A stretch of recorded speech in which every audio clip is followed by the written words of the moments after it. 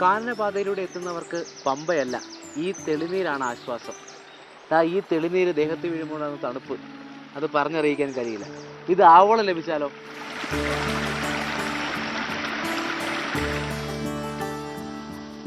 ചേർന്നൊഴുകിയത് ഒടുവിൽ നൂലാകുന്നു.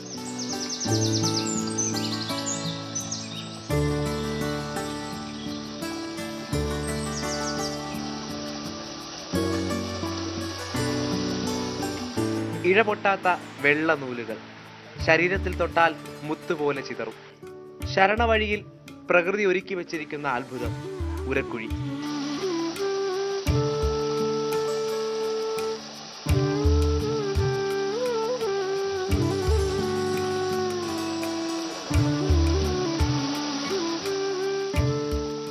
ശബരിമലയുടെ ഒരു പുണ്യ സ്ഥാനമാണത്.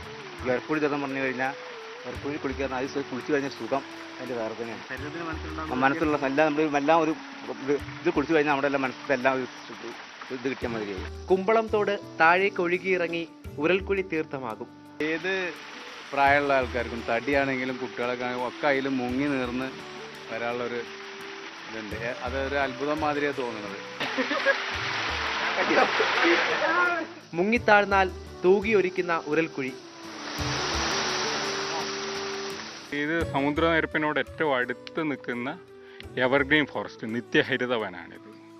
ഈ കാട് നൽകുന്ന ഒരു ഊർജം, ഈ വെള്ളം നൽകുന്ന ഒരു ഊർജം, ഇത് ശരിയായ മിനറൽ വാട്ടറാണ്. ഇവിടെ സോപ്പ് തേച്ച് കുളിക്കേണ്ട കാര്യമില്ല, ഷാമ്പു തേച്ച് കുളിക്കേണ്ട കാര്യമില്ല. മലിനമാക്കാനും ആർമാദിക്കാനും ഉള്ളതല്ല, ഇത് അനുഭവിക്കാനുള്ളതാണ്.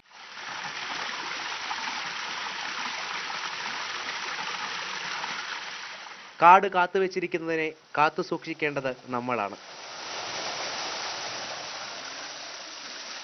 പുല്ലുമേട് വഴി സന്നിധാനത്തേക്ക് എത്തുന്നവരുടെ പമ്പയാണിത്. ഇവിടെ എത്തുമ്പോൾ വല്ലാതെ തണുക്കും. ചിലപ്പോൾ ഈ വെള്ള നൂലുകൾ നിങ്ങളെ വീർപ്പ് കൂട്ടിക്കും. എന്തായാലും മനോഹരമായ അനുഭവമാണിത്. ക്യാമറാമാൻ വേണുവിനൊപ്പം രാഹുൽ ജീനാഥ്, മാതൃഭൂമി ന്യൂസ്, സന്നിധാനം.